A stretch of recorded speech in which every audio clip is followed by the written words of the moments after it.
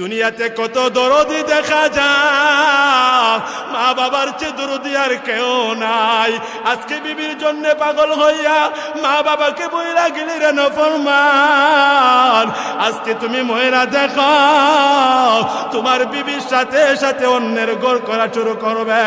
আজকে তুমি রোগ আক্রান্ত হইয়া, আজকে তুমি অসুস্থ হইয়া বেটের মধ্যে শইয়া দেখো, তোমার চোখের মধ্যে কিতুর আসলে কেউ তোমার সামনে আসে না।